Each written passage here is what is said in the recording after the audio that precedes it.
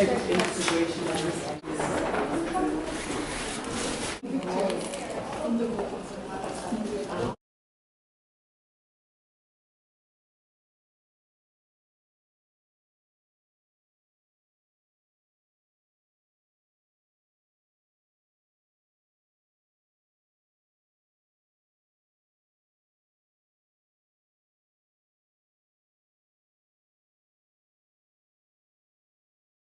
I want to welcome the Ifi Tayo family here to Pratt Institute. So I had the students do a series of research exercises in order to get them focused in on the importance of the cultural dynamic of the project. And the second component was the fact that you need space, you need space, you need space, and more space, right? Just looking at those two different paradigms, a cultural dynamic and a conceptual way to bring the children back and connect them to their own culture, their own foundation and background through design, through environmental design, which is very, very rare for them. Right? My name is Calesher Ellis, and for our Ifi project, my initial research and my background and my Jamaican culture, I have a lot of acceptance for this thing called community. Like in a Jamaican household, in a Caribbean household, your aunt has no blood relation to you. It's just a friend of a friend, and you have to call them auntie. So through my experience of life and through researching about Ifi Tayo and how they want to cater to the community, they want to cater to children, I try to work towards a concept that would integrate the succession of life growing. So for my design concept, I looked into a baobab tree, which is also known as tree of life. And the baobab tree is so significant because it grows in Africa. And this program was African American centered. And this tree survives in the worst conditions of Africa. It develops fruits when there's no water around. So the success of this tree to me was like a reflection of Ifi Tayo, because they are catering to a community that doesn't really have much, but giving so much at the same time. And from that research and looking into how I could develop a program for Ifi Tayo, I looked into the National Museum of American Indians, and they have on their east entrance this space that's spiritual and relevant to their community. So in correlation with Ifi Tayo, they have this space called Mbungi, and how it's supposed to be like this epicenter of the community. So from that iteration of research, I decided that I would take over the whole 5 floors of the building, even though they were only renovating 1 floor, and develop a structure, a facade structure that would incorporate how I felt about their impact in the community. I felt like that the building should be prominent enough to be seen when you're driving up Flatbush, or driving north on Flatbush, so that you can always see it. This first row of iterations is the facade of the building, and the main portion of this building would be this extended curtain wall of the building, which is the window of the Mbungi space. If I walk you through the plans, since I'm taking over the whole building, the first level is the cellar, the basement.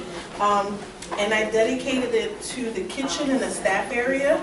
I'm talking to staff members on our visit. They really wanted a space for themselves so that they can take a break from children, because children can be children.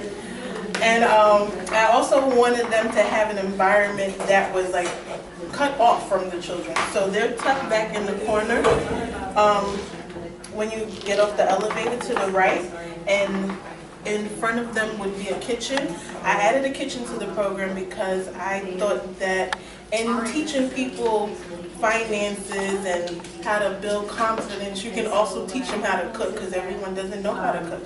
So I felt like that was an additional program element that I could have added. Downstairs there are large lockers for the students and participants, as well as 2 studios. with the general mechanical and storage space. When we walk upstairs, off the entrance is the reception and the Mbungi space surrounded by glass movable partitions. They're movable because we wanted to develop spaces that would allow them to make bigger or smaller spaces. So instead of adding walls, I just added partitions. And then behind the Mbungi would be a library. I felt that since one of their components is cultural history, the best way to learn history is through books. So I wanted the students to have a space to read and grow and learn.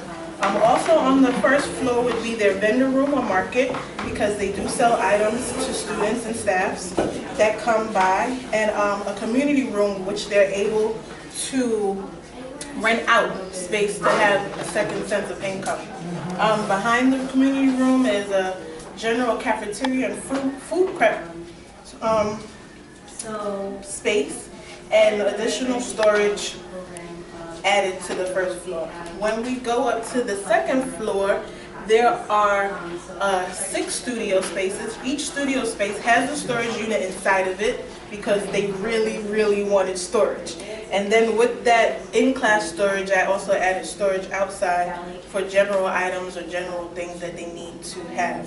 On this second floor, the 2 west and east studios have a movable wall that can be retracted to make it into one big space.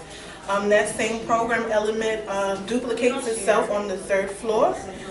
In between the 2 studios would be lockers and lower lockers that have a sense of a counter on top of it and benched seating next to it, so that the students can have what they call an imagination station when they have a break between classes and necessarily don't have anything to do. It's like a breakout space for them to do whatever they want creatively.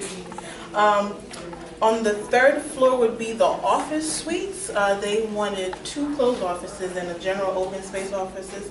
So I supplied them with those spaces in addition with like a computer bank, so if participants or parents needed to check their email or answer work correspondence, they had that space to do it. I'm going to switch on sides over here. One of my elements that I wanted to propose with the site, since I was taking over the whole building, I was like, why not just go to New York City and say I want to close off a street? So because my building extends into the sidewalk, I propose a street closure on Lefferts Avenue, so that the kids would have like this extension to the community, an extension space, so that they can utilize, especially during the summer. Also, because of that closure, my front doors on my Mbungi space, on my second plan, is 11-foot high door that opens up wide, so that during the summer they can experience the community and bring the community in. These are just general storage diagrams to show how much storage they actually are receiving in my program. This diagram shows the movable walls in this space so that they can make them smaller or bigger. And then lastly would be my materials palette. During our midterm palette, I had these items here that were like catered to children and how I wanted to invoke this sense of life, but through the baobab tree.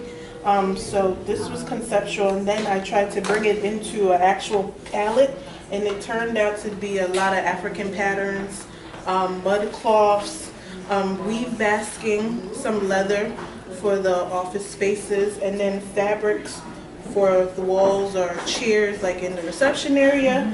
The main floor, the interior floor would be wood, reclaimed wood, and then the surrounding floors would be this formist totem, which is sustainable, and it's very durable for commercial uses and children. So I thought that was great. It has a resilience.